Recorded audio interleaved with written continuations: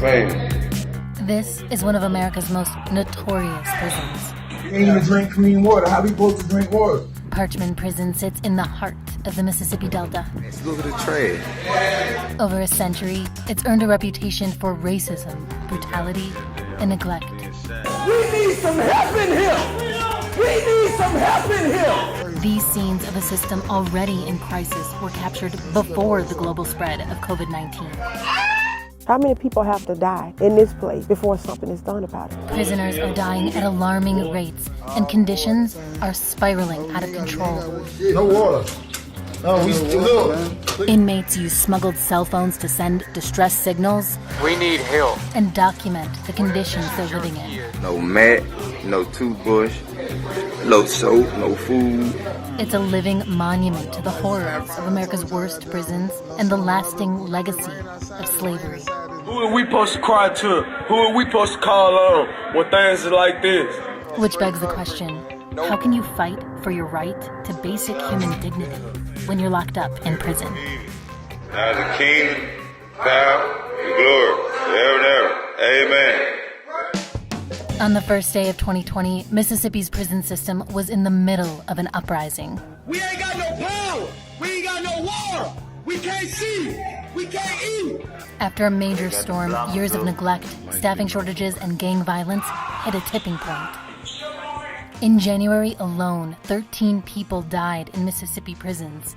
6 of those deaths were homicides, 3 were listed as suicides, and the others were from natural causes. Walter Keon Gates was the first person to die in the new year. He was 25 years old. This is his mom, Retanya. I was told that he was stabbed with every knife, butcher knife that you can think of. Actually, I didn't even get a phone call. If it wasn't from the inmates, inboxing my son and my cousins and everything, and them calling me and letting me know what happened, I still wouldn't have known that my son was dead. And the only thing that the chaplain could tell me when I called the next morning was, well, I do apologize for your loss, ma'am, but, you know, we want to know what to send your son's body to. That was all I got. At that point in time, I was so furious that I just wanted to run through these gates. I don't think my son deserved to be done like that. I don't think anybody should have ever been done like that. I don't think this should have even happened. Prisoners like Walter are dying at some of the highest rates the state has seen in recent years. According to federal data, Mississippi has the 4th highest mortality rate in the country. He wasn't sleeping. He was scared. I could hear it in his voice, even though he seemed to be upbeat, but he was scared. He would say that you would be placed in positions where you would have no other choice but to fight. Mississippi prisons are so short-staffed that they often use lockdowns as a way to keep order. Man, you can't even get no air in the window, man. That means prisoners are kept inside their cells for almost 24 hours a day. Lockdowns can reportedly last for months. He said, I just want you to know that I love you. And he said that like a lot of times this in December for some reason. 2020 gonna be our year, Mom. I was like, okay, baby. I said, I believe that too. 2020 is gonna be our year. He didn't tell me he wasn't gonna be here. He never told me he wasn't gonna be here.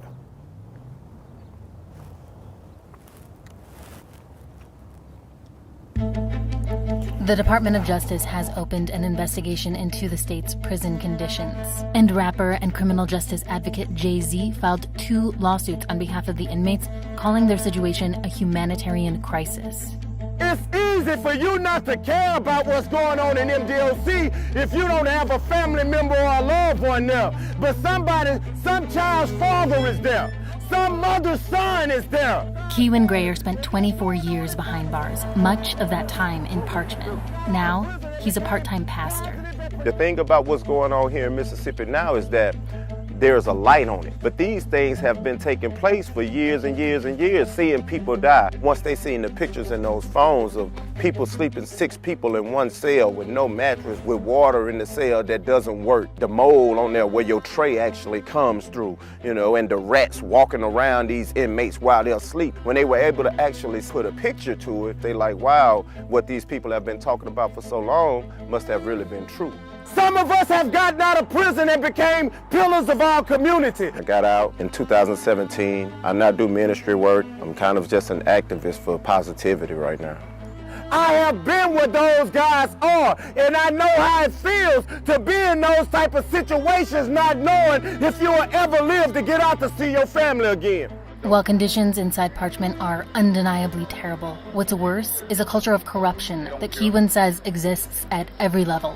Gang violence is at its peak there. Crooked guards and administrators is at its peak there. There's a well-reported history of Mississippi guards working with prison gangs and smuggling in contraband. Cell phones don't walk into prison. Knives don't walk into prison. Drugs don't walk into prison. But consider this. Mississippi has the lowest starting pay for guards in the country. They make just under $26,000 a year.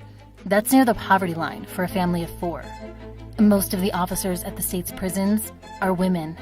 You have women with 4 or 5 children who don't have a reliable source of income, who can bring a $20 cell phone into a prison and make $1,000 off of it. Mississippi is the poorest state in the country. It's also the blackest. Only one other state, Louisiana, locks up more people per capita.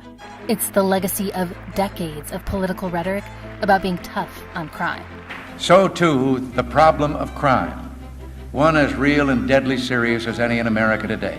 In simple terms, that means we lock a lot of people up in America, more than any country in the world. So there's no place where you can still feel the legacies of slavery more than Parchment. Garrett Felber is a prison abolitionist and a professor of history at the University of Mississippi. You enter through the front gates, not into a prison, but into a plantation. And you drive for miles through these disparate camps that were very much part of the antebellum South. Parchment was built in 1901 as a labor prison modeled after a plantation. On Parchment Farm, they grew cotton, soybeans, and other cash crops. In its second full year, the state made roughly $5 million.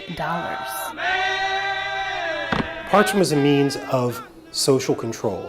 Ralph Eubanks is a professor of English at the University of Mississippi who also teaches classes inside the prison.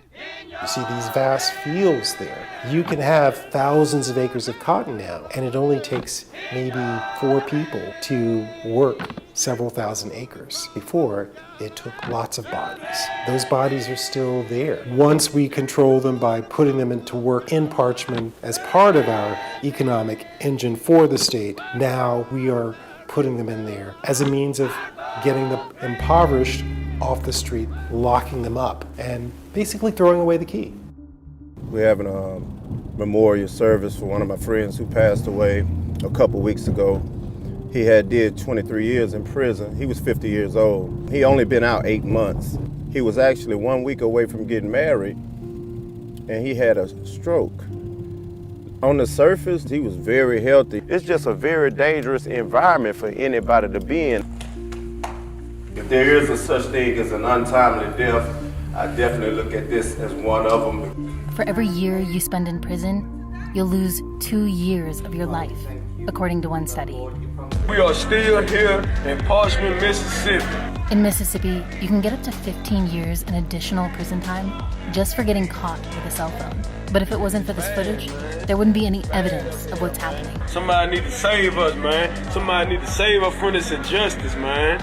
Governor Tate Reeves says the inmates are using cell phones to organize violence. That was a large part of what caused the recent series of killings to escalate as much as it did. Professor Felber says it's not that simple. The reality of what happens in prisons is that people do have to participate in gangs to survive. But we have to think about being denied drinkable water as state violence. That is violent because people are living in conditions that are inhuman. So when there is violence within prisons, it becomes very easy for the state to then push aside its own role and say, look, this is why we need harsher penalties, more punitive solutions, rather than acknowledging its own role in perpetuating that. Governor Reeves failed to respond to our multiple requests for an interview. In January 2020, he announced he was shutting down most of Unit 29, widely considered to be the most inhumane in Parchment.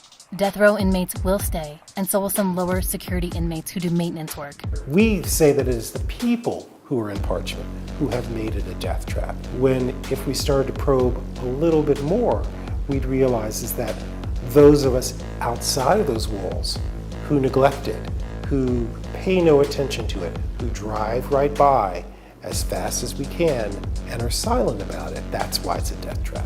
If we really want to try to figure out how we're going to reform our system of incarceration, we have to ask the people who are inside, what does that reform really look like? We have to ask people like Kiwin, who got married and earned a degree in theology after getting out of Parchman. My father was killed when I was 3 years old. My mother had to try to raise 3 children by herself. You know, when you grow up in poverty-stricken situations, you tend to make decisions. There's an opportunity to do something, to stop hearing your mama cry every night, then there's nothing you won't do. I can come home every day. I can go and get something to eat out the refrigerator when I want to. I can sit down and watch a program. I can spend time with my children, just being able to walk out, smell the fresh air, and know that I'm free. And still at the back of my mind, keep it there that there are people that I love that I have left behind, who deserve a chance that I have gotten to be able to get out. So when America began to see, this is what these people in Mississippi been talking about. For all them years I was in prison, when we was trying to send out letters and tell them folks, we need some help in here. We need some help in here. They say the United States or America is the land of second chances, where there are people that I have seen that have been deprived of a second chance. My hope and my prayer and my wishes is always to see them get an opportunity and a chance to do what I have done myself, because I am an example that it is possible to get out of prison after living in such conditions, to turn a negative into a positive. Former inmates and families of prisoners are left with the responsibility of continuing to fight for the rights of those inside. My son's life is ended, but though it's still other people in there that still need some help. The biggest thing that he was concerned about was family. He didn't worry so much about himself. He just worried about the family. He called everybody every week to check on us, but he's the one that's locked up. Britannia still has her son's ashes. She's waiting for the right moment to scatter them. I released it on his birthday, which is March 21st, and he would have been 26 years old, but I wanted to be at a place that's beautiful. I want my son to be free. He was been caged up long enough, and putting somebody in a box and throwing dirt on top of him, what's the difference? How many people have to die in this place before something is done about it? I want to know why it hasn't been shut down in all of these years.